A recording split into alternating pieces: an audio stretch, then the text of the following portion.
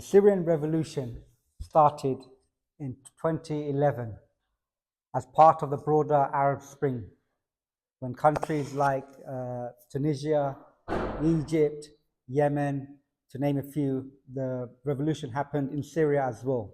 The revolution in Syria, it took a lot of decades of oppression, brutal oppression. That regime, Assad, and even before his father, it was a brutal regime, and the people lived in fear. People could not even trust their own family. What started off as people wanting their rights and people wanting Islam, like they've seen in Tunisia, like they've seen in other countries like Egypt with Hosni Mubarak, Assad turned all his forces on this oppression and against his own people, killing over 600,000 people. 14 million have been displaced, and 130,000 have been arrested, and 15,000 have been tortured or murdered in his prisons as well.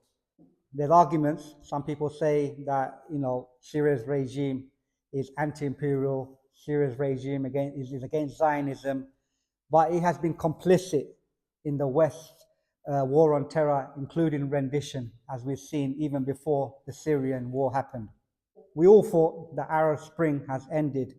It definitely has not ended, as we can see what is happening.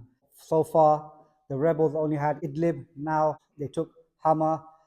They're on the way to Homs, and if Homs fall, then Damascus is also very likely to fall, as we see.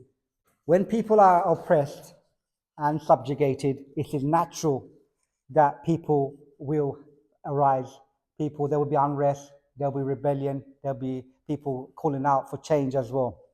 The Syrian regime believed by destroying the country and using brute force, it could survive, but it has only destroyed themselves.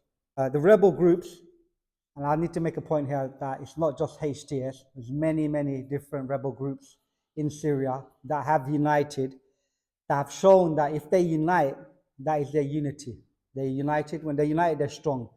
And that's what failed last time when they started fighting among themselves and had different aims, and then that revolution was destroyed. But now it has shown that if they can come together, that is where their strength lies.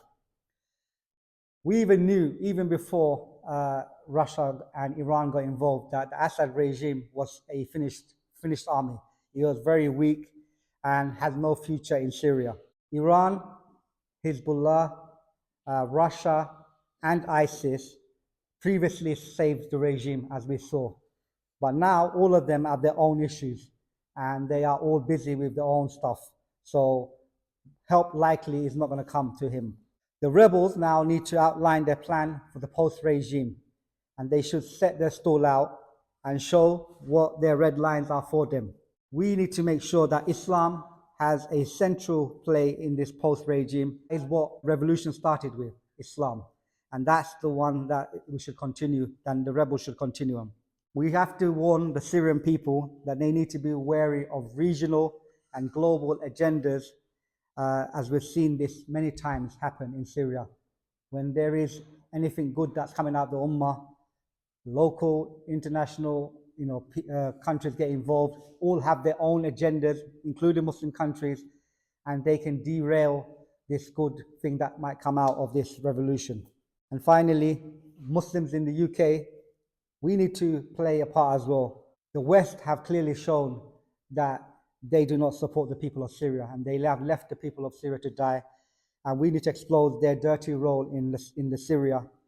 And we should engage in debate in how Islam will work and solve Syria's problems.